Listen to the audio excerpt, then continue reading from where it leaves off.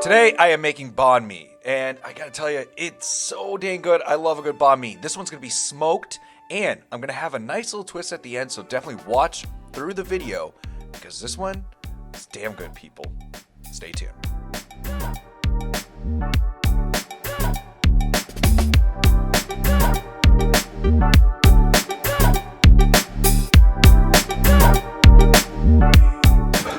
All right, so for today, we're making banh mi, as you already know. And I gotta say, there are so many traditional banh mi recipes out there. You can run with them. They're solid. So many people make solid banh mi's. Andy cooks.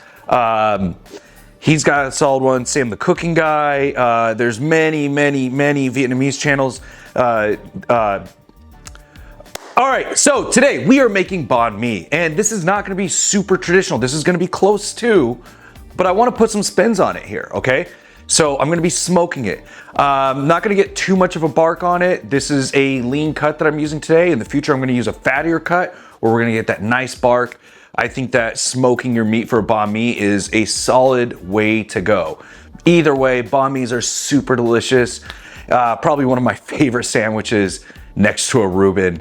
Yeah, so very excited about this one. Without further ado, people, let's make this shit. Stay tuned. All right, so gonna go ahead and get this out of my fridge. Here we go. This bad boy has been marinating all night. So this has been marinating overnight. This is our pork loin. So I got everything written down here. So basically with this bad boy, marinated overnight, as I mentioned, and so it was about a quarter cup of some lemongrass that I finally chopped. Now, I went a little bit lower, but I keep it in the recipe because some people really like the flavor of lemongrass. I do as well. Unfortunately, there's one bundle of lemongrass in my Asian grocer, and a lot of them were bad, so I had to use very little. So I went with just under a quarter cup of that. Then I also added 6 cloves of garlic that I minced. Gotta love garlic. You can't go wrong with the garlic, honestly. Then I used a tablespoon of fresh ginger, okay? So I went with ginger paste because I feel like ginger paste is a lot better, okay? So it just depends on your palate and everything. Then I went with about a tablespoon of fresh ginger. It's up to you if you want to use fresh ginger or not.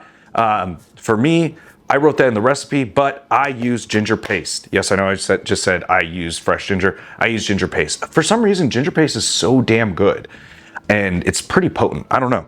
You tell me. Then I went with a quarter cup of soy sauce. I went with 3 tablespoons of fish sauce. Then I went with 3 tablespoons of honey. You can go with brown sugar. I'm not a big fan of sugar, if you know, on this channel. Only when I'm like caramelizing onions or something. Usually I use honey instead. I like that natural approach. Well, they're both natural for that matter. Then I used 3 tablespoons of avocado oil and 2 tablespoons of black pepper and 2 tablespoons of lime juice. Now I did add more soy sauce to this. I eyeballed it because I like it very salty. So also did add red dye, as I mentioned, to this guy. Now, the big thing here that I want to mention is I did change something up, and that is I used oyster sauce. I love oyster sauce. So I used about 2 to 3 tablespoons of oyster sauce. You can do it however you want, but I'm a big fan of oyster sauce. It is so damn good. It is a game changer. In my Mongolian beef recipe, always use an oyster sauce, and it makes the day. So, gonna be doing this, throwing it in the smoker. I will make some type of basting deal that's not gonna be traditional with the banh mi, but I think it's gonna be key and very crucial for the smoker. So stay tuned, and we're gonna pop this bad boy in the smoker at 225 for about 2 to 2.5 hours. Okay, so we're gonna go ahead and start off with our carrots and our daikon radishes that we're gonna pickle. So these are gonna be cut into matchsticks. You don't have to make it like super fancy, but you wanna just make sure that you have a nice flat surface to work on when it comes to the carrot. So I cut off the sides before I even start the process, and then I cut them down into slices and then matchsticks, and the same for the daikon radish as well.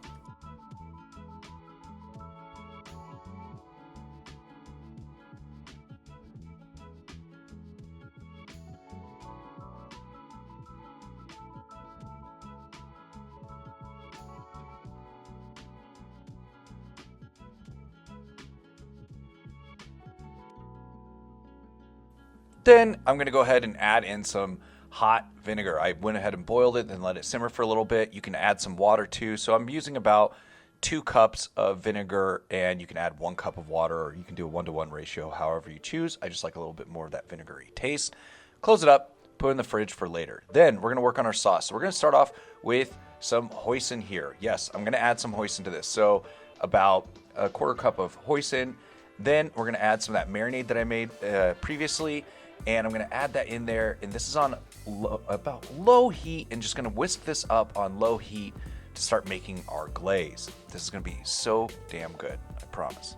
So I'm gonna take the glaze and put it on my pork loin, which has been in the smoker at 250 for about an hour now. So I'm gonna go ahead and add this glaze probably every 15 minutes. And the type of wood I'm using today, I am using apple for my pork.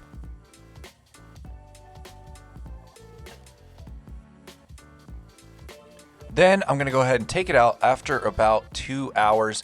If it reaches internal temp, you're done, but mine was not there yet. I wanted to put it on broil. But before I do that, I'm gonna go ahead and wrap it with some lard and some butcher paper here. So I'm adding some lard here, and I'm gonna add some butcher paper as well, because I want mine very juicy, and I'm gonna turn my oven on broil in just a little bit here. So I'm just gonna let this rest for about 10 minutes before I blast it in the broiler.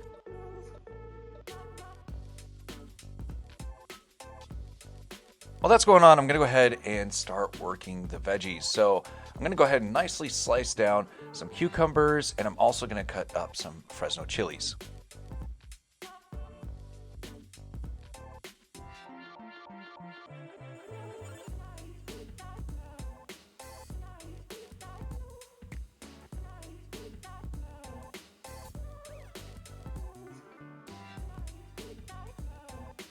All right, then I'm gonna add about a heaping tablespoon to a pan, heat that up on medium heat, and then add in some chopped up leftover smoked pork I have here. This is really just bacon. You can get it at a European market.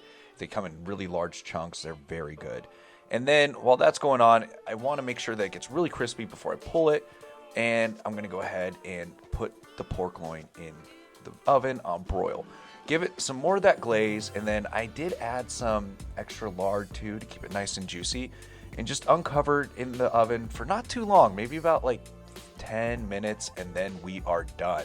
10 to 15 minutes, you can see how juicy that is. It came out so damn good.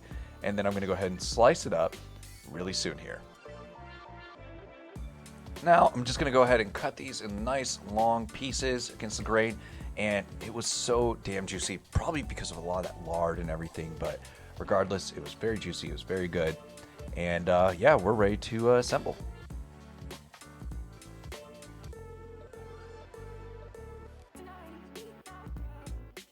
Assembly is going to be really easy. So we're going to start with one side with some butter. I'm going to go ahead and drop some butter on one side, and then the other side, we're going to go ahead and go with some liver pâté. Yep, you can skip it, but if you want a real banh mi, got to add the liver pâté.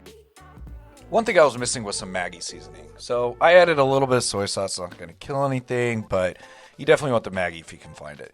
Then we're going to go ahead and drop in our pork slices. And to finish it all off, we're going to go ahead and start with our garnishes. So I've got the cucumber here. I'm going to drop those in. Then I'm going to add the Fresno chilies. I freaking love Fresno chilies. They're so good. If you don't know the difference between them and a jalapeno, it's just a ripe jalapeno pretty much. And so then we're going to add some green onions here that I sliced up, and some fresh cilantro as well. And then we can't forget about that awesome marinade from earlier that was cooking with the pork. So we're gonna add some of those juices right on top there. And then our daikon radishes and our carrots that we pickled. And then some Kewpie mayo. Can't go wrong with Kewpie mayo. It's so freaking good. And our little bacon crumbles. Yep, not super traditional, but super awesome. Enjoy.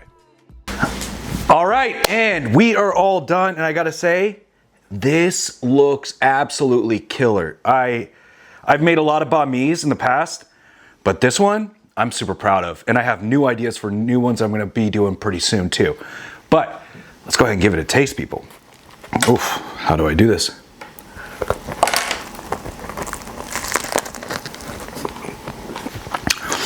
That is legit. That is so damn good.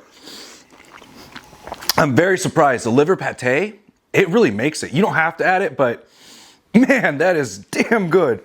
I'm gonna be making another one of these, a different version, in just a couple weeks. So be on the lookout in late January, mid to late January, it's gonna be coming out. But thank you so much for the support, people.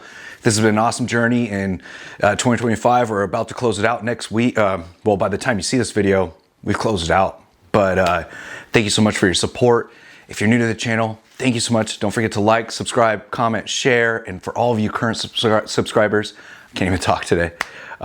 Thank you so much. And I'm gonna eat this, and cheers. I'm out. Perfect, and she's here. You gotta try this. This is crack.